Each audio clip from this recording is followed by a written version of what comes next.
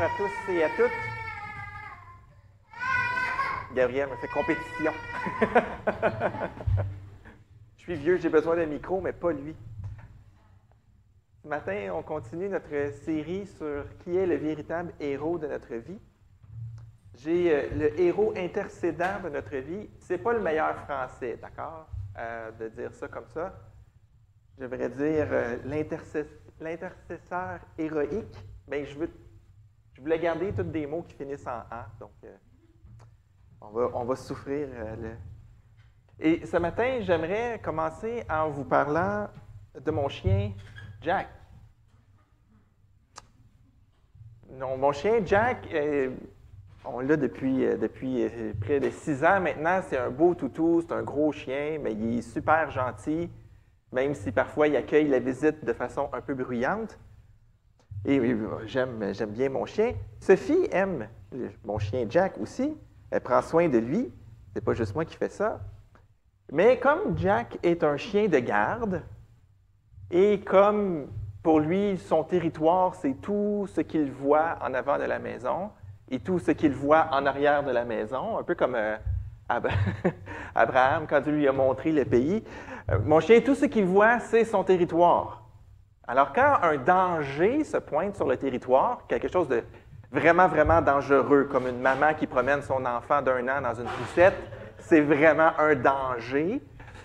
Il jappe comme un fou et ça fait sursauter Sophie. Et moi, je travaille dans le bureau en bas. Alors, ce qui arrive souvent, c'est j'entends mon épouse me dire « Viens chercher ton chien ». Quand Jack jappe comme un fou, c'est mon chien.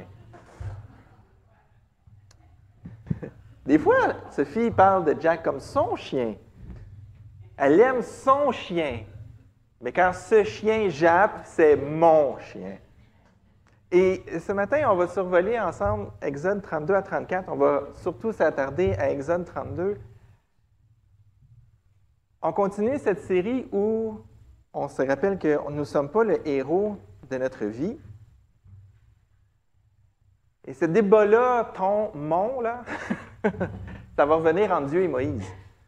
Ton peuple, mon peuple.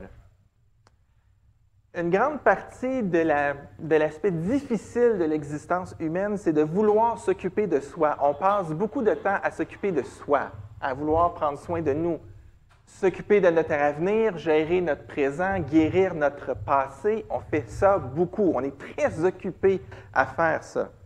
Et des fois, on cherche à ce que les choses nous rapportent. On fait toutes sortes d'activités pour notre profit. Et des fois, on gère notre relation avec Dieu de cette façon-là. On veut s'assurer que notre relation avec Dieu, elle soit épanouissante, elle soit à la bonne place pour notre profit. On veut que Dieu soit bien disposé envers nous. On veut éviter de le fâcher parce qu'on sait que c'est de lui que vient tout. Et on a cette espèce d'équation compliquée. On sait que c'est par grâce. En même temps, on veut respecter les attentes de Dieu. Et on est des fois dans cette espèce de... Ou c'est peut-être juste moi. Je fais de la projection. On est des fois dans cette espèce de négociation constante de notre vie avec Dieu. Et ça implique des fois comment on va travailler avec les gens autour de nous, comment on va aider les gens autour de nous à grandir dans leur foi, à grandir dans leur vie. Si nous, on a cette façon de travailler où on essaie de négocier notre relation avec Dieu en fonction de notre comportement, on va pousser cette idée-là chez les autres personnes avec qui on travaille, que ce soit nos enfants, nos amis, nos conjoints. Mais si on a de la difficulté déjà à affirmer que nous ne sommes pas le héros de notre vie, on a aussi beaucoup de difficultés à affirmer que l'autre n'est pas le héros de sa vie. Moi, j'ai la grâce de Dieu, Dieu m'a sauvé, Dieu m'aime, je sais que ma relation avec lui ne dépend pas de ce que je fais, mais toi, par exemple.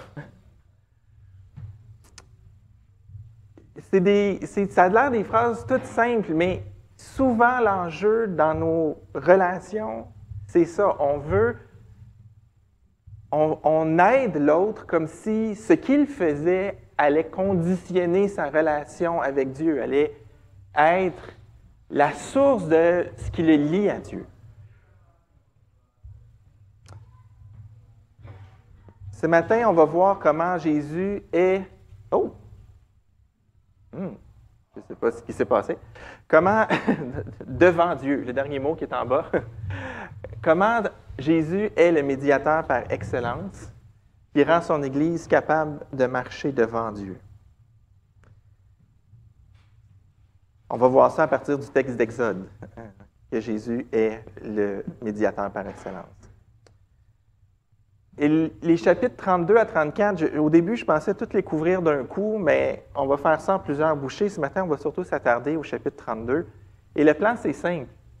C'est que Moïse fait la médiation entre les hommes et Dieu, entre Dieu et les hommes, et on va voir que Jésus est notre médiateur parfait.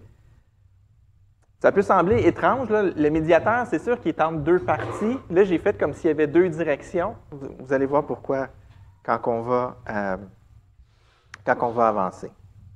Juste avant de se mettre dans le contexte, dans Exode, chapitre 20, on est avant, Moïse reçoit les 10 commandements. « Tu n'auras pas d'autre Dieu devant moi. » Il y a ce commandement-là, le premier. Puis le deuxième, qui est comme résumé un peu plus loin, où Dieu dit « Voici ce que tu diras aux Israélites. Vous avez vu que je vous ai parlé depuis le ciel. Vous ne ferez pas de Dieu en argent et en or pour me les associer. Vous n'en ferez pas. » Quand Dieu répète les choses, on écoute. Vous n'allez pas faire d'image pour me représenter. Et vous n'allez pas avoir d'autres dieux devant moi. Et quand Moïse rapporte tout ça au peuple, il rapporte toutes les paroles de l'Éternel et toutes les règles, le peuple entier répondit d'une seule voix, nous ferons tout ce que l'Éternel a demandé.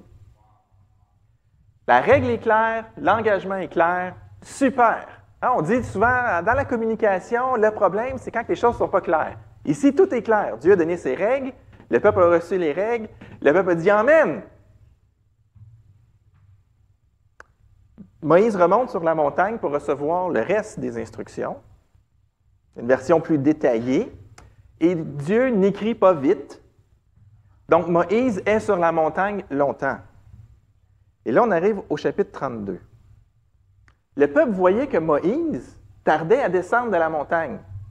Alors, il se rassembla autour d'Aaron et lui dit, « Allons, fais-nous des dieux qui marchent devant nous, car ce Moïse, l'homme qui nous a fait sortir d'Égypte, nous ignorons ce qui est devenu. » Aaron a été nommé grand prêtre. C'est le bras droit de Moïse. Il était avec Moïse devant Pharaon. Il a vu tout ce que Dieu a accompli. Le peuple, lui, s'inquiète, s'impatiente. On est dans le désert, on ne sait pas trop où on est. Et là, on est sorti d'Égypte. Celui qui nous a fait sortir d'Égypte, il est peut-être mort sur la montagne et on n'ira certainement pas voir qu'est-ce qu'il y en est parce que cette montagne-là nous terrifie. Alors, on s'ennuie, on manque de direction, on a besoin de faire la fête, on a besoin de se sentir en sécurité. Tu es le grand prêtre, c'est toi là, qui est supposé d'être le lien entre Dieu et nous. Arrange quelque chose, on a besoin d'un Dieu devant nous.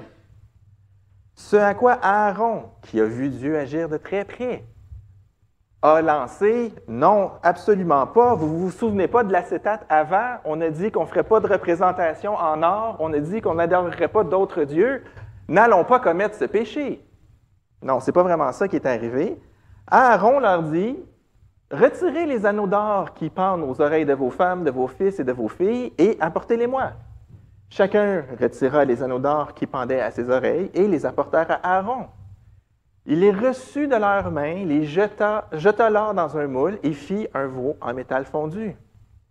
Ils dirent alors, « Israël, voici tes dieux qui t'ont fait sortir d'Égypte. » Et oui, le texte a vraiment un pluriel. « Tes dieux. » Ce peuple-là qui vient de se faire dire qu'il y a juste un Dieu, est déjà convaincu qu'il y a plusieurs dieux, et que la chose qu'ils viennent de fabriquer, c'est ça qui les a sortis d'Égypte. Cette chose qui n'existait pas quand on était en Égypte. Comment Aaron va reprendre son erreur? Parce que là, je pense qu'Aaron commence à sentir la soupe chaude, comme on dit. Lorsqu'Aaron vit cela, il construisit un autel devant lui et s'écria, « Demain, il y aura une fête en l'honneur de l'Éternel. » Le lendemain, ils se levèrent de bon matin, offrirent des holocaustes et des sacrifices de communion. Le peuple s'assit pour manger et pour boire, puis ils se levèrent pour s'amuser. Bel effort, mon Aaron. Okay? Une fête en l'honneur de l'Éternel, c'est comme comment essayer de masquer. Aujourd'hui, on christianise nos péchés. À l'époque, ils judaïsaient leur affaire. Okay? Ça va être une fête en l'honneur de l'Éternel. Bon, il a dit qu'il ne voulait pas d'image, mais au moins, on va juste violer un commandement, pas deux. C'est mathématique, hein? C'est un bon calcul. L'autre détail à considérer ici, c'est que le peuple s'assit pour manger, pour boire, puis ils se levèrent pour s'amuser. Ils n'ont pas joué aux poches, ils n'ont pas joué au fer, ils ne se sont pas fait des petits concours d'adresse. C'est pas ça qui est arrivé. La Bible parle en euphémisme. Donc, la Bible essaie de diminuer. Il y a comme de la pudeur inclus dans le texte. Si vous lisez dans Genèse 26, le roi Abimelech se rend compte que Rebecca, ce n'est pas la sœur d'Isaac, parce qu'il a vu Rebecca et Isaac s'amuser, plaisanter ensemble, nous dit Genèse 26, 8 et 9. Ici, c'est des mots couverts pour parler d'inconduite sexuelle. Il fait chaud dans le désert, on a dansé un peu légèrement vêtu. C'était la pratique que la sexualité était mélangée avec les fêtes religieuses en Égypte et dans tous les peuples autour. Donc, le peuple est dans le désordre complet ici. On fait une fête, tout le monde tout nu, ça va bien aller, on a une idole en or qui nous a sortis d'Égypte. C'est ça le contexte. Fantastique, fantastique. Comment Dieu réagit? Dieu est occupé avec Moïse sur la montagne à écrire pas vite. Bien là, il parle à Moïse et il dit, « Vas-y, descends, en effet, ton peuple, celui que tu as fait sortir d'Égypte, s'est corrompu. Ils se sont bien vite écartés de la voie que je leur avais prescrite. Ils se sont fait un veau en or, en métal fondu, se sont prosternés devant lui ont offert des sacrifices et ont dit, « Israël, voici tes dieux qui t'ont fait sortir d'Égypte. » Dieu entend ce qui se passe dans le peuple, même s'il est occupé à faire le secrétaire sur la montagne. Notre premier « ton peuple » qui apparaît ici, hein? Oui, c'est ça. C'est quand le peuple ne va pas bien, c'est « ton peuple, Moïse ». Tu les as fait sortir d'Égypte, ils se comportent tout croche. Et il va le détruire. Il dit, « Je vois que ce peuple est un peuple réfractaire. Maintenant, laisse-moi faire. M'en occuper de ton peuple. Ma colère va s'enflammer contre eux. Je fais les faire disparaître, tandis que je ferai de toi une grande nation. » Si vous voulez un exemple d'intégrité, là, Moïse, c'est un bon exemple d'intégrité ici. Dieu aurait pu détruire le peuple, et là, ce qu'il propose à Moïse, c'est « De toi, je t'aime, on se parle face à face. Toi, je te connais, Moïse. De toi, je vais faire partir un peuple. Ça va me permettre de respecter la promesse que j'ai faite à Abraham, à Isaac et à Jacob. Tu es un descendant d'eux. Ils ont tous eu un fils. Bon, Jacob, il y en a eu 12, mais on va recommencer à partir de toi. »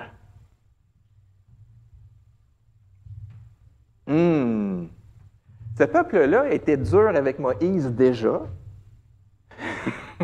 Ça pourrait être très tentant pour Moïse de dire « Ouais, sais-tu, il me semble que ça va être plus facile d'avoir le contrôle sur mes enfants que sur ce peuple-là, que je connais plus ou moins. » Mais Moïse n'est pas là pour lui.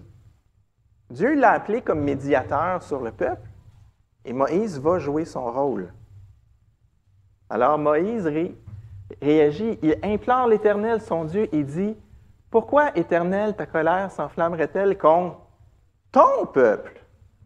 celui que tu as fait sortir d'Égypte avec une grande puissance et avec force.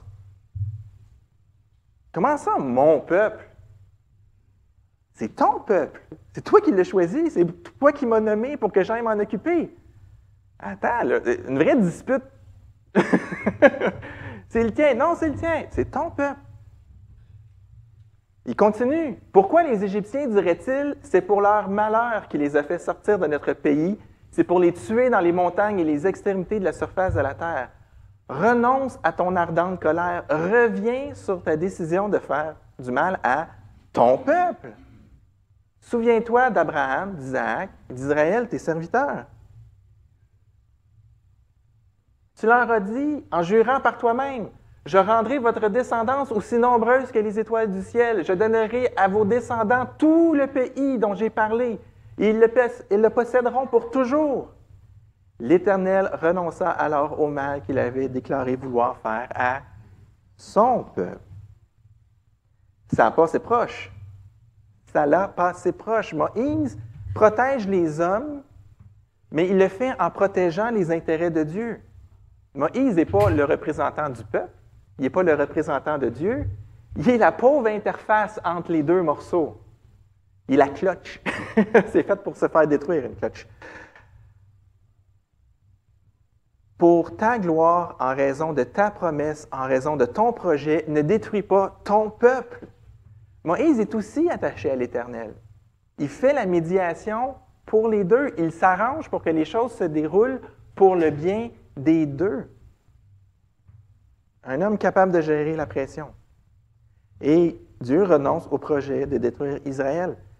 Par son intervention, Moïse réussit à convaincre Dieu de ne pas aller de l'avant. Mais ça, c'était avant que Moïse voie de ses yeux ce qui se passe. En s'approchant du camp, il vit le veau et les danses. La colère de Moïse s'enflamma. Il est calme, ce gars-là. Il est doux. Moi, il me semble que j'aurais sauté bien avant. Mais lui, il a réussi. Mais là, c'est comme là, je viens de vous défendre en haut. Qu'est-ce que vous faites? je l'imagine comme ça dans ma tête. Il jeta les tables qu'il tenait, il les brisa au pied de la montagne. Il vit le veau qu'ils avaient fait et il le brûla au feu. Il le réduisit en poudre, versa cette poudre à la surface de l'eau et la fit boire aux Israélites. Il est ici pour protéger la sainteté de Dieu. Ce n'est pas seulement détruire l'idole, c'est enlever ce qui offense Dieu au sein de ceux qui forment le peuple de Dieu. Il veut enlever une source de jugement. Si on garde cette chose-là parmi nous, c'est sûr que, tu sais, je l'ai calmé, là, mais si on garde ça, il va nous détruire. Ça l'irrite. Fait que pour votre sécurité, là, on va l'enlever. Il ne faut pas faire ça. Et ça commence déjà à nous mettre sur la voie de Moïse qui protège les intérêts de Dieu vis-à-vis de ce que peuvent faire les hommes. C'est un peu étrange comme idée parce qu'il n'y a pas grand-chose que les hommes on peut faire pour vraiment faire du tort à l'Éternel. Là. De façon, on ne peut pas lui nuire. Mais ici, Moïse veut enlever ce qui pourrit le peuple. Ce qui forcerait l'Éternel à entacher sa réputation devant le détruire, parce que c'est par justice que Dieu va faire ça. Je vais sauter par-dessus la petite conversation qu'il y a avec Aaron. Je vais aller au verset 25 tout de suite. Moïse vit que le peuple était en plein désordre. Un autre euphémisme pour dire que le peuple est dans l'inconduite sexuelle en plein milieu, tout le monde est ivre, c'est n'importe quoi. Et qu'Aaron l'avait laissé dans ce désordre, exposé au déshonneur parmi ses ennemis. Moïse se plaça à l'entrée du camp et dit, « Qui est pour l'Éternel? Qu'ils viennent vers moi, et tous les Lévites se rassemblèrent à ses côtés. » Qui est pour l'Éternel? Là, Moïse va faire quelque chose en faveur de l'Éternel. Il a protégé le peuple tantôt, en évitant la destruction. Il a fait quelque chose pour les hommes.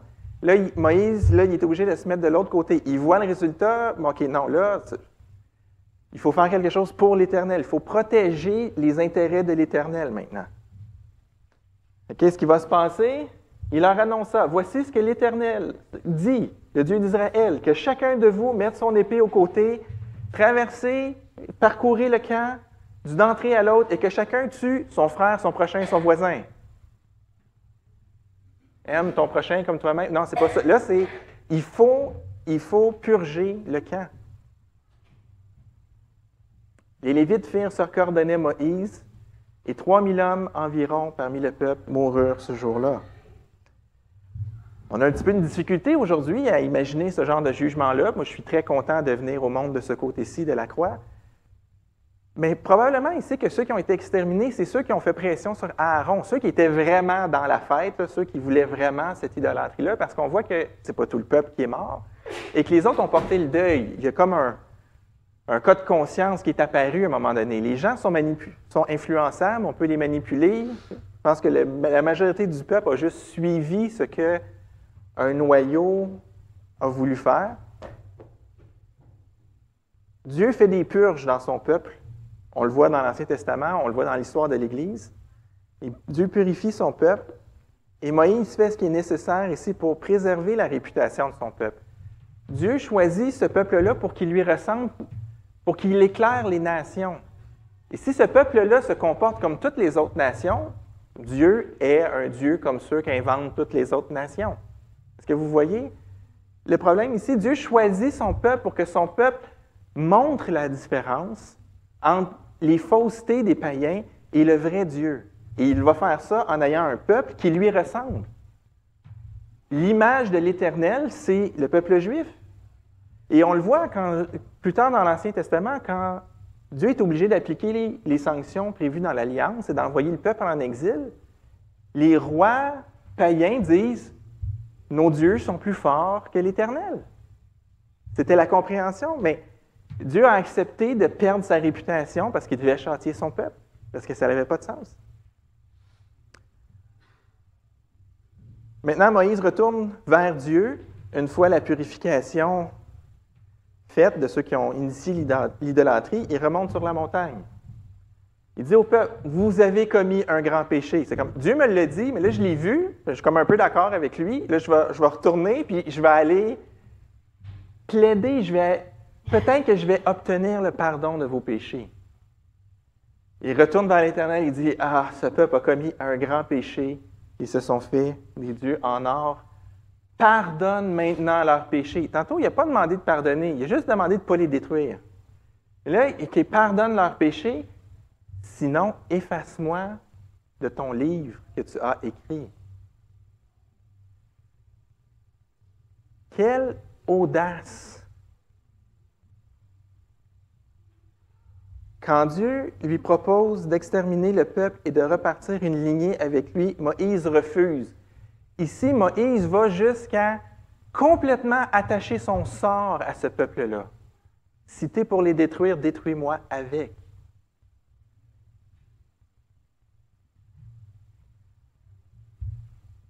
Retranche-moi du peuple. Dans le psaume 106, on a cette image que Moïse s'est tenu à la brèche. Dieu parlait de les exterminer, mais Moïse, celui qu'il avait choisi, s'est tenu à la brèche devant lui pour détourner sa fureur et l'empêcher de les détruire. Se tenir à la brèche, c'est une image militaire. Une ville est fortifiée, il y a des murs, et là, des fois, l'envahisseur fait une brèche, il fait un trou dans le mur. Et là, on a deux choses. Soit qu'on sort nous-mêmes de la ville par la brèche, puis qu'on s'en va attaquer les ennemis dans le camp, on les surprend, puis on s'en va attaquer leur position, ou on est pris dans la ville, derrière le trou de la brèche, où les soldats ennemis se pressent, puis là, tu es aux premières loges, tu te bats, tu es dans le feu, tu repousses l'invasion là. C'est un des endroits les plus dangereux où être, parce que tout le monde qui passe par là et rentre dans la ville pour détruire tout le monde. Et Moïse est à la brèche, et c'est qui rentre? C'est la fureur de Dieu. Et il est là, comme un seul homme, parce qu'il était tout seul sur la montagne, à détourner la fureur de Dieu.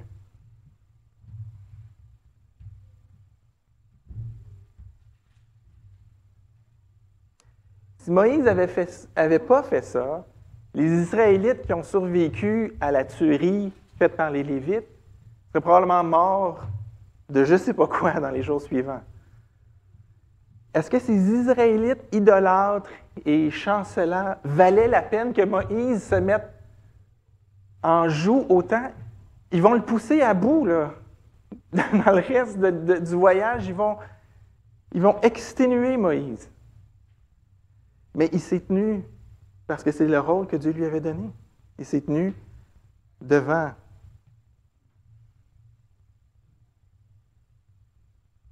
Même Aaron l'a abandonné. Pour les Juifs, Moïse est un héros qui a été le médiateur de l'Alliance. Il va avoir protégé le peuple en tellement d'occasions. Et la constante intercession de Moïse auprès de Dieu pour le peuple est la seule raison qui explique pourquoi le peuple est resté en existence aussi longtemps. Si le peuple a continué d'exister, passé la sortie de la mer, c'est à cause du travail de Moïse. Et de la grâce de Dieu. Dieu qui fait grâce, qui écoute Moïse et qui agit. Israël existe parce que Moïse se tient à la brèche. Il se tient dans le trou dans la muraille et il intercède. Il y a un médiateur qui agit dans la vie de ce peuple. Savez-vous à qui d'autre s'applique cette image de la brèche? À Jésus. Le prophète Michée, qui arrive vraiment plus tard, lance un oracle sur le peuple, il condamne les chefs, il condamne le peuple, et à la fin, il va dire, « Je te rassemblerai tout entier, Jacob. Je rassemblerai les restes d'Israël, il ne restera pas grand-chose. Je les réunirai comme les brebis d'une bergerie, comme le troupeau dans son pâturage. Il y aura une foule bruyante. » Quand ils ont un reste, mais c'est une grande foule. Celui qui fait la brèche montera devant eux. Ils feront la brèche, ils franchiront la porte, ils sortiront par là. Le roi marchera devant eux. L'Éternel sera à leur tête. Ici, là, Michée a la vision de nous, les restes d'Israël. Et on sort de la ville. Là, c'est le contraire, on s'en va attaquer le champ de l'ennemi. Mais c'est Jésus qui est là. C'est lui qui est le premier qui perce et qui nous conduit. Et comme Moïse a demandé à Dieu de pardonner le peuple, Jésus est à la brèche, luttant pour empêcher Dieu de nous détruire. Dans Luc, au moment de la crucifixion, lorsqu'ils furent arrivés au lieu appelé le crâne, on cloua Jésus sur la croix, ainsi que deux bandits, l'un à sa droite, l'autre à sa gauche. Jésus pria, « Père, pardonne-leur, car ils ne savent pas ce qu'ils font. » On est en train de tuer le Fils de Dieu. J'ose pas imaginer la colère dans le cœur de Dieu à ce moment-là. Et Jésus intervient. Pardonne-leur. Ils ont commis un grand péché, comme ce que Moïse dit à Dieu. Autour de la table du Seigneur ce matin, c'est inévitable. On doit prendre conscience que Jésus négocie la nouvelle alliance. Mais comme l'alliance a été établie avec Israël et Moïse l'a maintenue avec sa médiation longtemps avant que ça soit passé à Josué et que ça soit passé aux prêtres, Jésus maintient l'alliance. Et c'est une meilleure alliance. Parce que même si on a reçu le Saint-Esprit qui nous accompagne, même si on a reçu une nouvelle nature, même si on est délivré de l'esclavage du péché,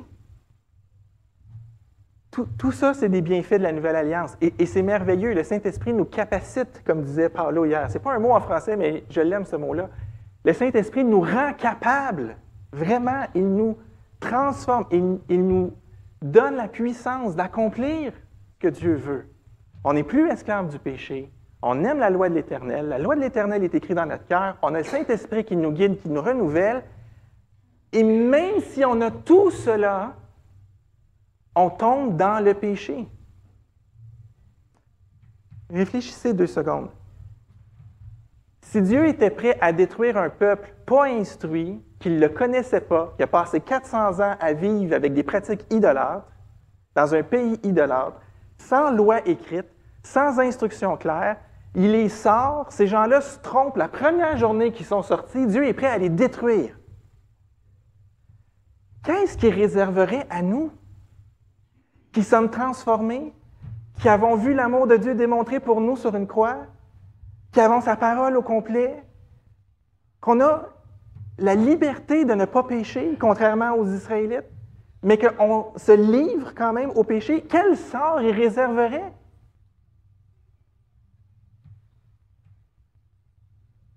Le croyant ne perd pas son salut, malgré le péché qui continue de parsemer son parcours. Pourquoi? Pourquoi on dit ça? Il y a plein de raisons, mais dans le contexte ce matin, je vais vous dire, on ne perd pas notre salut parce que Jésus continue son œuvre de médiation. Il la continue. Il est toujours en train d'intercéder. Si c'était possible pour un croyant, pour un chrétien, de tomber en dehors de la grâce de Dieu à cause du péché, si c'était une possibilité, je vous dis, personne ne rentrerait dans le royaume de Dieu.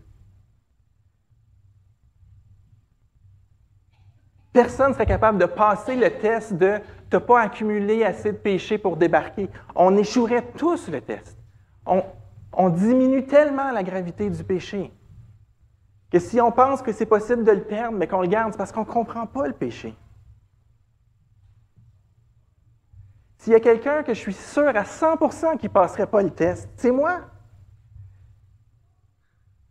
Je marine dans la parole de Dieu, je vois le visage de Jésus partout. Ça me renvoie, moi, à quel point je suis inadéquat, malgré tout ce qu'il me montre, malgré qu'il me transforme. Plus on voit la perfection de Jésus, plus c'est clair que nous, on est loin. On ne passerait pas le test, mais en même temps, ce visage-là me dit « Je prie pour toi, j'intercède, je suis mort pour toi. » C'est beau! Mariner dans les Écritures et côtoyer la parole de Dieu, côtoyer le visage de Jésus, c'est intimidant des fois. Et des fois, littéralement, je perds le souffle. Mais je me rappelle ce que Jean nous a lu ce matin. « Mes petits-enfants, je vous écris afin que vous ne péchiez point, mais si quelqu'un a péché, nous avons un défenseur. Nous avons quelqu'un qui intercède, qui vient nous consoler, qui vient prendre appui à côté de nous et qui intercède. Quelqu'un qui pose ses mains sur mon épaule dans le tribunal devant Dieu, puis je suis là. C'est ça, le défenseur, le consolateur. C'est pas tant l'avocat moderne, mais c'était quelqu'un qui arrivait à côté de l'autre personne puis qui la prenait par les épaules en justice. Puis comme, je suis là. Tu passes pas au travers de ça seul. Je suis là. Qui les condamnera? Christ est mort, bien plus, il est ressuscité. Il est à la droite, il intercède. Pourquoi Dieu intercède? Parce qu'on a besoin d'intercession. Il sauve parfaitement ceux qui s'approchent de Dieu, car il est toujours vivant pour intercéder en leur faveur. Jésus plaide pour nous. Jésus plaide pour toi. Ce n'est pas toi qui maintiens vivant le lien entre Dieu et toi. Tu n'es pas le héros de ta vie. C'est Jésus qui fait ça. C'est lui qui se tient à la brèche et qui empêche Dieu de venir nous raser. Encore!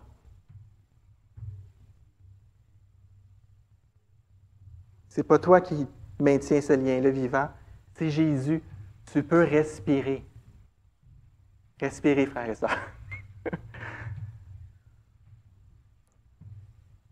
La parole dit, c'est terrible de tomber entre les mains du Dieu vivant. Et des fois, quand je vois des choses comme ça, juste d'y penser, mais ce n'est pas nous qui tenons ça vivant. Ce n'est pas nous qui nous gardons en vie devant Dieu. C'est Jésus qui fait ça.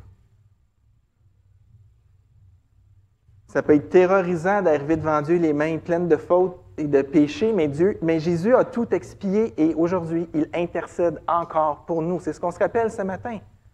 Son corps est brisé, Son sang est versé pour sceller cette alliance. Et dans cette alliance-là, on gagne un consolateur, on gagne quelqu'un qui plaide. C'est vrai pour toi, c'est vrai pour moi, c'est vrai pour l'autre à côté de toi. Ne nous impatientons pas envers les personnes autour de nous qui ont de la difficulté à prendre le pas pour des choses tellement évidentes, des fois. Transformons notre impatience en intercession. Ah, les Québécois, c'est tout un peuple de rebelles. Impliquez-vous dans le 24/7. Priez que le Seigneur change ces rebelles-là. Ah, je suis tanné, je tombe toujours là-dedans. Intercédez, Seigneur, délivre-moi, rends-moi capable. Tu m'as rendu capable de marcher dans tes voies. Donne-moi de comprendre pourquoi je tombe toujours dans ce péché-là. Jésus est le médiateur par excellence, qui rend son Église capable de marcher devant Dieu. Et quand on dit ça, ça veut dire on peut se tenir en présence de Dieu, le louer, faire les œuvres qu'il a préparées d'avance pour nous, vivre nos vies, sachant que Dieu ne va pas nous détruire. Mais Jésus est aussi celui qui nous permet, on ne le voit pas, de marcher derrière Dieu. C'est-à-dire, Dieu nous conduit, il marche devant nous et nous, il nous invite à aller vers lui, à aller dans son travail.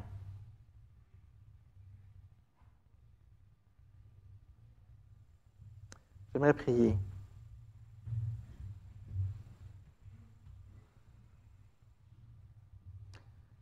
Seigneur, combien on a besoin de ta grâce au quotidien. Combien on a besoin que ton Fils intercède pour nous. Seigneur, je te prie pour ceux qui ne te connaissent pas encore, qui vont faire face à toi sans défenseur. Ta sainteté est redoutable, ta colère est redoutable.